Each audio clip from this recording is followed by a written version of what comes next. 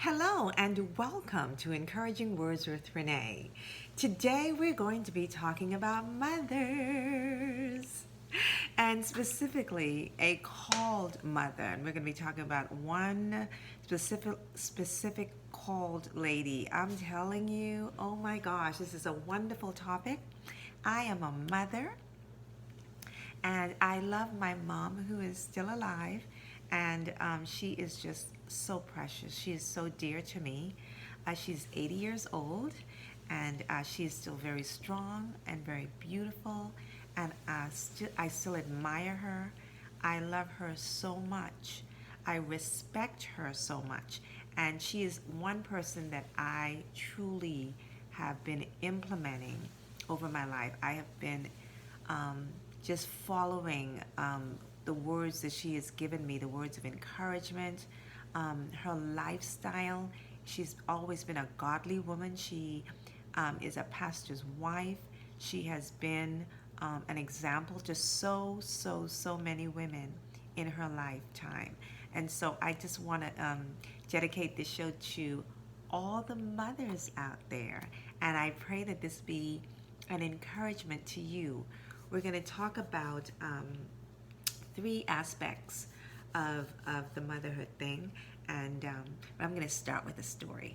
You know, I love my stories. I love stories because they have a way of saying things that we want to say in such a better way. You know, it's a wonderful thing. Okay, so one of the mothers in our church put her son to bed. It was the eve of his 5th birthday. She was trying to communicate that birthday idea to him. And so she said, Kevin, this is the last night of your 4th birthday. Do you understand that? And Kevin was ready to communicate with his hands. So for a full year, he had shown people 4 fingers for his 4 years on this earth. And now he was ready to add his thumb. Seeing his 4 fingers, his mother's added and said, when you go to sleep tonight, you'll still be 4 years old. But do you know how old you'll be in the morning when you wake up? So Kevin nodded enthusiastically. He added his thumb to his 4 fingers and he said, tomorrow I'll be a handful. And for all the mothers who have had their hands full, I want to celebrate you today. Three things about a mother. Number 1, a called mother. She submits completely to God's will. So there are 3 things I want you to take away from this. And number 1 is a called mother submits completely to God's will. When Mary was only a teenager, she was confronted with the challenge to be completely submitted to God's will. When the angel Gabriel gave her the angelic message that she was to carry the Christ, Mary was stunned. The key phrase, I am the Lord's servant, may it be, is what she answered. She never wavered from her complete submission to God's will. Was she nervous? Certainly. Was she unsure of her own abilities? Wouldn't you be? Mary was a little like the mother who sits up late at night, far past her bedtime, waiting for the day to be over. She's like the father who said the silent, heartfelt prayer as he watched his teenage child drive away from the house and go off to college. Mary is like any parent who wanted only the best protection for her child, and fully aware that life happens and not all of life is pleasant. But Mary was unlike a lot of parents in the world today. Mary was the first of all completely committed to God, and that made her a mother to be imitated. She was worth imitating. So we all want to be, number 1, a called mother who completely submits ourselves to God. Number 2, we want to be a called mother who doesn't have to be perfect. I think the world has its idea of what a perfect woman is. and what a perfect mother should be. But we know from the Bible that a called mother doesn't have to be perfect. Mary wasn't a perfect young teenage girl, but God still chose her to be the father of his son. So this is great news, right, for us women? You know, we always try to have our hair just right and our makeup just right and our clothing just right. Want the right accessories. We care about those things. But the great news is God doesn't require us to be perfect. Despite the fact that Mary's the mother of Jesus, she just wasn't perfect. We've all made mistakes, and she made mistakes in her past, and certainly we will make mistakes. Today, we make more mistakes than I think she did during her time on earth. I think we've kind of taken it to the next level.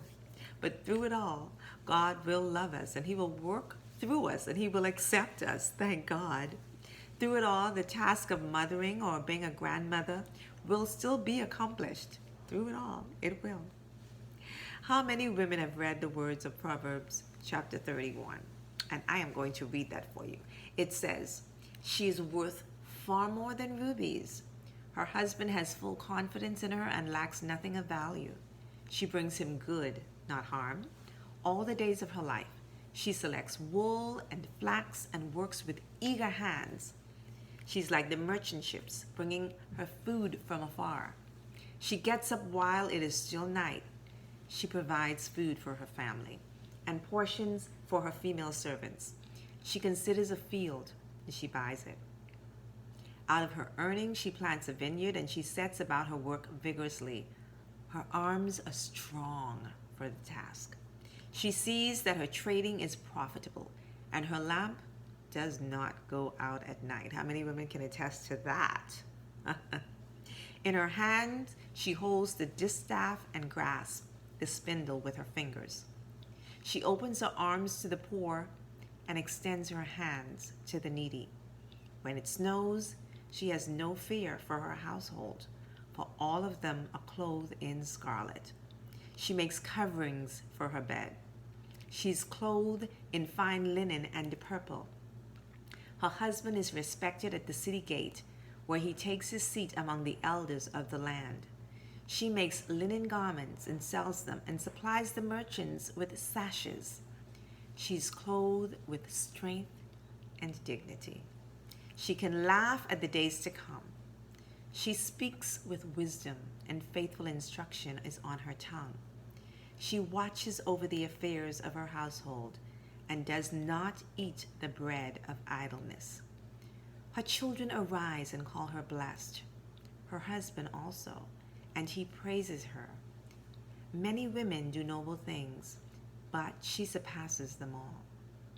Charm is deceptive and beauty is fleeting, but a woman who fears the Lord is to be praised.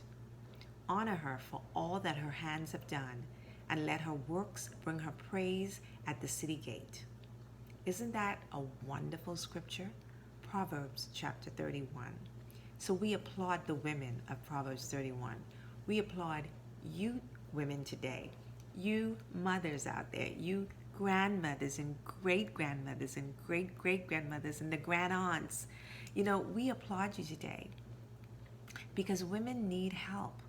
We need strength. We need encouragement.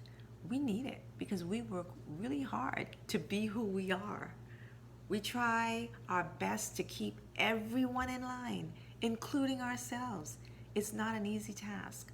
So those first two things I want you to remember. And the third thing is, a called mother never relinquishes her title.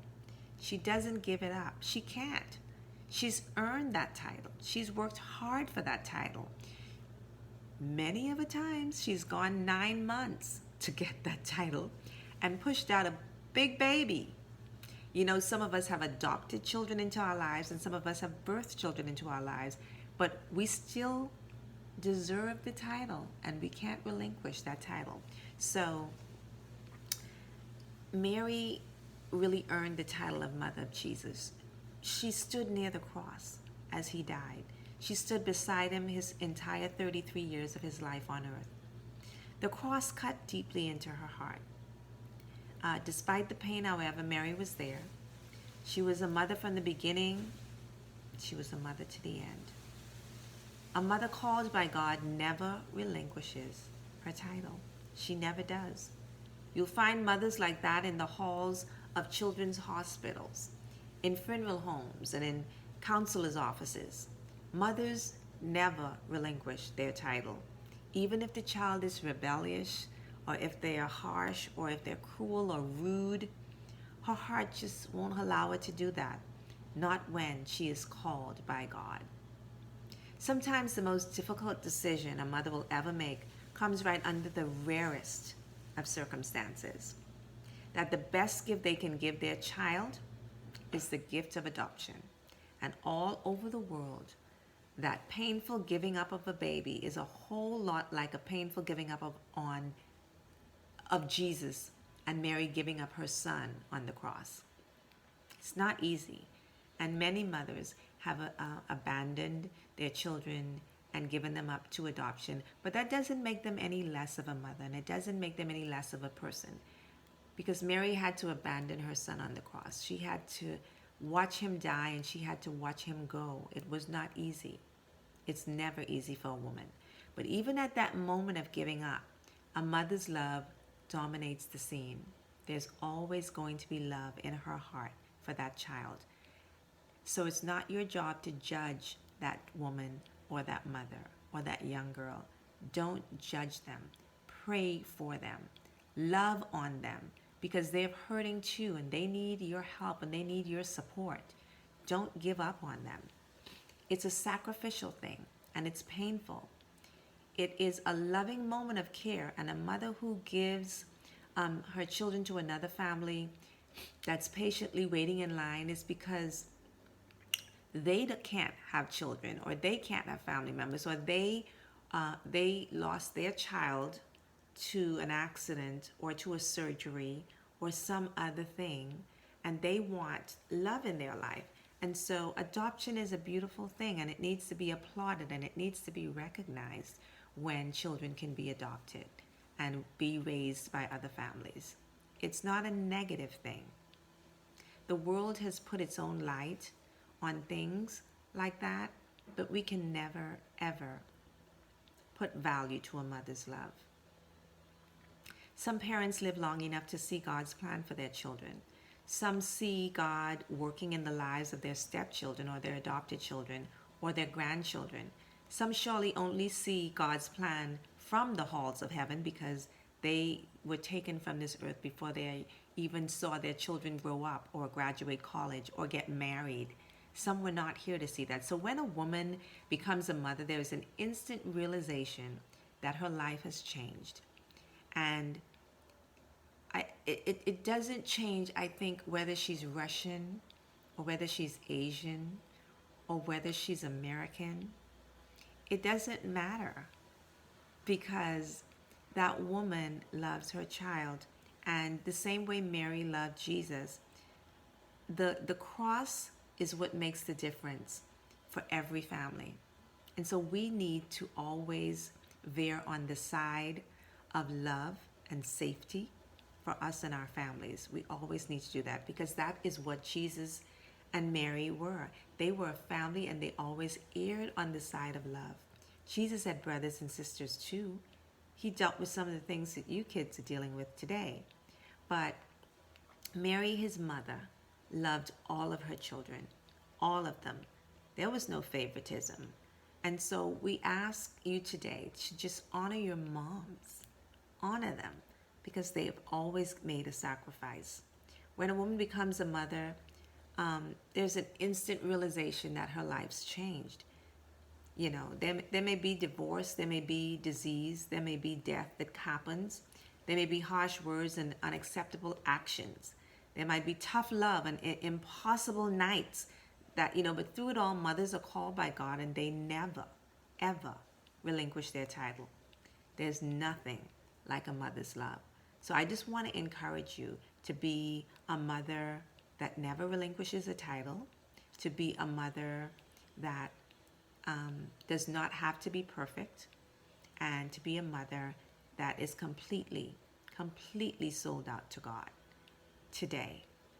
That's my encouragement to you. And wherever you are as a mother, whether you're getting roses or whether you're getting a bouquet of flowers or candy or chocolate, or you're getting some wonderful dinner or lunch in your honor, or you're getting some gift of some clothing or maybe a spa day, maybe you're getting a round trip ticket to go to some exotic place like Paris. Wouldn't that be awesome? Maybe you're going on a cruise. Whatever you're doing today, as you celebrate your day today, I want to say, I salute you. You deserve it. Enjoy every minute of it. God bless you today. Be a mother worthy of that title. We'll see you next week.